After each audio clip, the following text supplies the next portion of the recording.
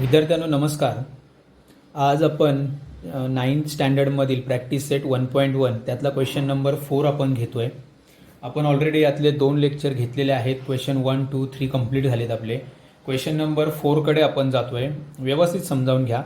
तुम्हाला distance formula, distance between any two coordinates कसे शोधायचे हे कळालेलं आहे. आता मी पुढच्या क्वेश्चनकडे जातोय. क्वेश्चन असा आहे, on the number line point ABC R such that distance AC is 10, distance BC is 8, find distance AB. For all three possibilities. All three possibilities म्हणजे काय, तुम्हाला ज्या ज्या पॉसिबिलिटीमध्ये हे गणित सोडवता येईल त्या पॉसिबिलिटी ट्राय करून तुम्हाला डिस्टन्स शोधायचं आहे. Find the distance between A and B coordinate AB. मग आता सुरुवातीला मी काय करतोय माहिती आहे की मी सरळ सरळ अशी एक स्ट्रेट लाईन काढतोय. बघा व्यवस्थित लक्ष द्या. स्ट्रेट लाईन काढल्यानंतर मी सपोज पहिल्यांदा डायरेक्टली असं लिहितोय, इथे नाव देतोय AB, कारण मला AB ही डिस्टन्स शोधायचं आहे. आणि असा विचार करतोय की C हा जो पॉईंट आहे, point C is in between A and B. मग आता त्यांनी काय सांगितलंय, ABC are point such that AC distance AC is 10 centimetre और 10 युनिट्स. हे डिस्टन्स AC जे आहे ते आहे 10 units. Distance CB is equals to 8 units. Then find distance AB. आणि हे AB डिस्टन्स आपल्याला शोधायचं आहे. बघा डिस्टन्स AC 10 आहे, हा CB 8 आहे आणि AB डिस्टन्स शोधायचं. मग फर्स्ट पॉसिबिलिटी मी अशी लिहू शकतो का, बघा distance between A and B, distance between A and B is equals to काय, A अँड B मधलं डिस्टन्स म्हणजे हा AC, distance AC plus distance CB. Okay, ही माझी पहिली कंडिशन होईल. हा जो AC आहे हा कशापासून तयार झाला आहे, तर it is form AC and CB. मग आता इथे काय तयार होईल, AC आहे 10 plus 8, 10 plus 8 that is 18 units. म्हणजे माझी ही पहिली पॉसिबिलिटी अशी असेल, जर A, C आणि B हे पॉईंट म्हणजे AB या दोघांच्या मध्ये जर C असेल, if point C is in between A and B, then AB is equals to 18. ही माझी फर्स्ट कंडिशन असेल. आता मी सेकंड कंडिशन ट्राय करतोय की ही माझ्या मनाने मी कंडिशन घेतली. मी परत काय करणार की परत एक स्ट्रेट लाईन काढणार. बघा अशी एक स्ट्रेट लाईन काढली. आता मी असा विचार करतोय की B हा जो पॉईंट आहे it is in between A and C. समजा B हा A आणि Bच्या A आणि B हा पॉईंट A आणि C च्या मध्ये. मग आता बघा मला शोधायचा आहे हा AB, हा डिस्टन्स मला शोधायचा आहे. ओके, AC किती दिला आहे, तर AC 10 आहे. म्हणजे हा कंप्लीट जो AC डिस्टन्स आहे हा 10 आहे आणि BC डिस्टन्स आहे 8. ओके, मला शोधायचा आहे हा AB, कंप्लीट 8 आहे, कंप्लीट डिस्टन्स 10 आहे, त्यातला हा 8 आहे. तर हा AB किती असेल, तर मी डायरेक्टली असं लिहू शकतो, बघा डिस्टन्स AB हा या दोघांचं जर सबट्रॅक्शन केलं, कुणाचं, distance AC minus distance BC, यातून हा जर कट केला तर मला AB मिळेल. That is 10 minus 8 that is equals to 2. म्हणजे डिस्टन्स AB हा 2 युनिट्स सुद्धा असू शकतो. बरोबर, म्हणजे दोन पॉसिबिलिटी कळाल्या. काय, पहिली पॉसिबिलिटी C ला मध्ये घेतला, दुसरी पॉसिबिलिटी काय, A आणि या C च्या मध्ये B पॉइंट घेतला तर मला AB मिळतोय 2 युनिट्स. ओके, आता मी तिसरी पॉसिबिलिटी सुद्धा चेक करून बघणार आहे. बघा मला तिसरी पॉसिबिलिटी मी अशी चेक करतोय. आता मी एकदा C ला मध्ये ठेवला, एकदा त्या B ला मध्ये ठेवलं. आता मी A ला जर मध्ये ठेवलं तर, पॉईंट A ला जर मध्ये ठेवला तर म्हणजे कसं, BC ला बाहेर ठेवलाय आणि A ला इथे ठेवलाय. ओके, मला शोधायचं हे A डिस्टन्स आणि AC डिस्टन्स किती आहे, तर डिस्टन्स AC आहे 10 आणि डिस्टन्स BC किती आहे 8. ॲक्च्युली अशी पॉसिबिलिटी होणारच नाही, कारण हा छोटा आहे आणि हे डिस्टन्स मोठे, असं होणार नाही. तरी आपण ती पॉसिबिलिटी शोधू. मग जर मला AB डिस्टन्स शोधायचं असेल तर ते कसं मिळेल, तर मिळेल मला ते डिस्टन्स असं, बघा BC minus distance AC, 8 minus 10 that is minus 2. But distance हे कधीही मायनसमध्ये नसतं, म्हणजे पहिल्या दोन पॉसिबिलिटीज तुमच्या बरोबर येतील. ओके, आपण जाऊ क्वेश्चन नंबर 5 कडे. सिमिलर क्वेश्चन आहे, आता जो क्वेश्चन सोडवलाय तोच क्वेश्चन नंबर 5 मध्ये सुद्धा तेच रिपीट करणार आहोत आपण. बघा व्यवस्थित लक्ष द्या. Question number 5, point X Y Z are collinear points. Point X Y Z, point X Y and Z असं दिलेलं नाही, त्यांनी कॉमा करून दिले. बघा point X Y Z are collinear points. कोलिनियरचा अर्थ मी तुम्हाला सांगितला होता. काय होता कोलिनियरचा अर्थ? एका सरळ रेषेमध्ये येणारे पॉइंट्स.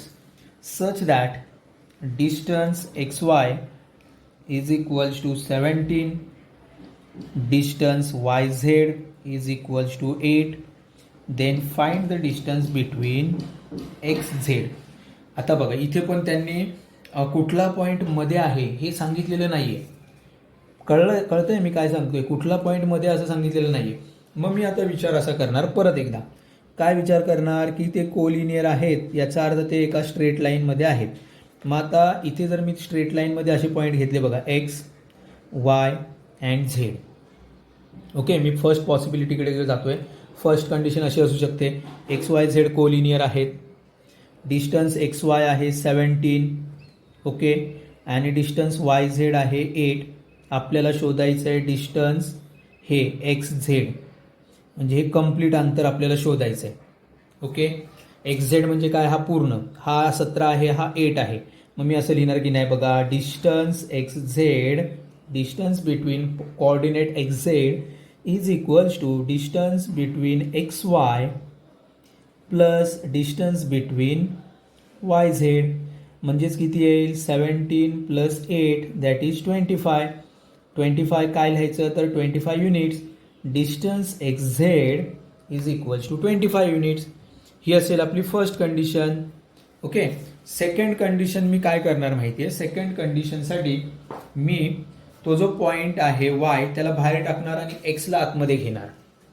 मग एक्स पॉईंट जर मी आतमध्ये घेतला, बघा मी कसं लिहितोय व्यवस्थित लक्ष द्या. सपोज आता मी असं लिहितोय बघा व्यवस्थित, मी त्या एक्स वाय पॉईंटला बाहेर लिहिला. Okay, second condition. आणि झेडला जर आतमध्ये लिहिला आणि मला काय शोधायचं आहे? Find distance X Z. X Z आपल्याला शोधायचं असेल, याचा अर्थ हे अंतर, एवढं अंतर मला शोधायचं आहे. हे एक्स वाय किती दिलाय? तर एक्स वाय दिलाय 17. हा इथपर्यंतचा जो एक्स वाय आहे कम्प्लीट तो 17 आहे आणि वाय झेड आहे 8. मला शोधायचा आहे हा एक्स झेड. हा 17 आहे, हा 8 आहे. हा जर शोधायचा आहे तर या मोठ्या डिस्टन्समधून हा छोटा डिस्टन्स मला मायनस करावा लागेल. मोठ्या डिस्टन्समधून हा गायब झाला एवढा एक्स वाय, तर राहील काय? एक्स झेड राहील. गायब झाला म्हणजेच काय? मायनस केलाय.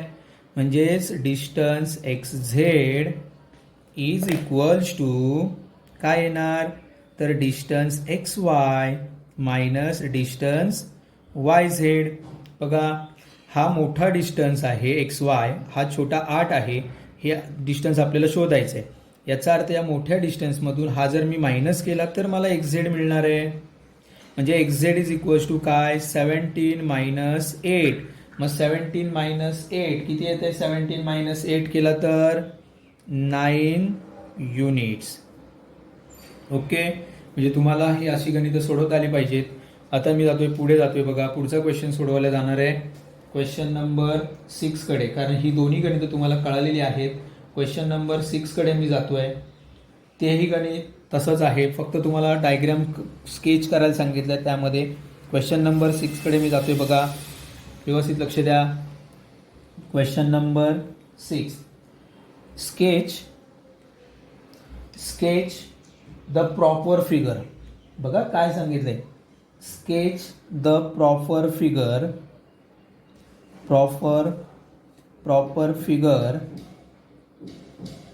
And write the answer of the following question. Sketch करून आन्सर लिहायचंय. फर्स्ट क्वेश्चन आहे इफ ए बी सी.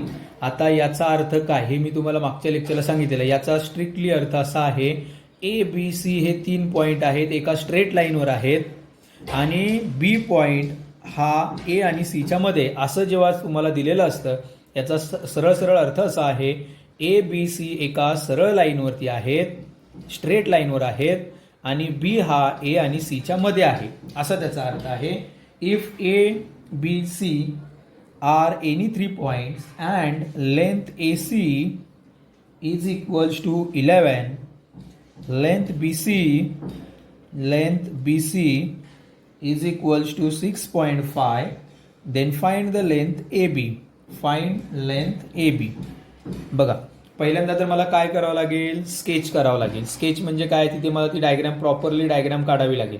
मग प्रॉपर डायग्राम काढण्यासाठी मी काय करणार सांगा, तर मी एक स्ट्रेट लाईन काढणार. मी तुम्हाला आत्ताच सांगितले ते पॉईंट्स, याचा अर्थ काय, या साईनचा ते तीनही पॉईंट कोलिनियर पॉईंट्स आहेत. मग मी अशी एक स्ट्रेट लाईन काढतोय. बघा, स्ट्रेट लाईन काढली, ए आणि सी बाहेर आहे असं त्याचा अर्थ आहे. ए आणि सी बाहेर आहे आणि मध्ये जो आहे तो आहे बी. पुढे ए आणि सी आपल्याला ए सी डिस्टन्स दिलेला आहे, म्हणजे हे जे पूर्ण डिस्टन्स आहे हे ए सी हे आहे 11. ओके, 11 सेंटीमीटरचं ते डिस्टन्स आहे, 11 आहे. त्यानंतर बी सी किती आहे, 6.5, म्हणजे बी सी म्हणजे हा एवढा, बी सी आहे 6.5. हा 6.5 आहे. व्यवस्थित बघा, हा कम्प्लीट डिस्टन्स 11 आहे, युनिट्स, सेंटीमीटर नाही युनिट्स. आणि हे छोटंसं डिस्टन्स आपल्याला शोधायचं आहे. मग मी मगाशी तुम्हाला काय सांगितलं, मोठं डिस्टन्स दिलं आहे, त्यातला एक छोटा डिस्टन्स दिला आहे, हा शोधायचा आहे. म्हणजे मला काय करावं लागेल, तर मायनस करावं लागेल आणि असं लिहावं लागेल. बघा, length A B is equals to length A C minus length B C. आता मी डायरेक्टली लिहितोय, लक्षात घ्या, मी पूर्ण गणित असं पण लिहू शकलो असतो की length A C is equals to, हा ए सी कशापासून तयार झाला, तर A B plus length B C. A C कशापासून तयार झाला आहे, ए बी आणि बी सी पासून, म्हणजे दोघांच्या ॲडिशन पासून. मला काय शोधायचं आहे, ए बी. मग हा बी सी जर इकडे गेला तर काय झाला, मायनस. म्हणजे मी त्याला असं लिहिणार की नाही, length A C minus length B C, हा A C is equals to length A B. मग तेच इथे वरती लिहिलंय, लेंथ ए बी मला शोधायचं आहे. Length A B is equals to what, A C minus B C. Minus करतोय आपण A C minus B C, मी तुम्हाला तेही डायरेक्टली शिकवतोय आता. बघा, मग आता A C minus B C आपण केलाय. मला ए सी डिस्टन्स किती मिळालाय, तर ए सी आहे 11, हा आहे 6.5. 11 मायनस 6.5.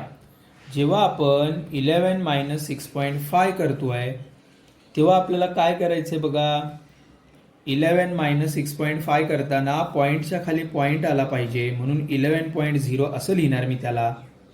इकडनं 10तनं 5 गेले, 5 राहतील. ओके, एक हातचा गेला म्हणजे इथे 10 राहिले, म्हणजेच उत्तर काय येणार, 4.5. ओके, असं सबट्रॅक्शन सुद्धा तुम्हाला करता आलं पाहिजे. त्याचा आन्सर येईल 4.5 युनिट्स. म्हणजे आता तुम्हाला हेही गणित कळालंय. उरलेली 2 गणितं सेम टाईपचे आहेत. प्रॅक्टिस सेट 1.1 मधला क्वेश्चन नंबर 6, जे तुमचा प्रॅक्टिस सेट 1.1 आज क्लिअर होईल. क्वेश्चन नंबर 7 असा आहे बघा, which figure is formed by 3 collinear points, non-collinear points.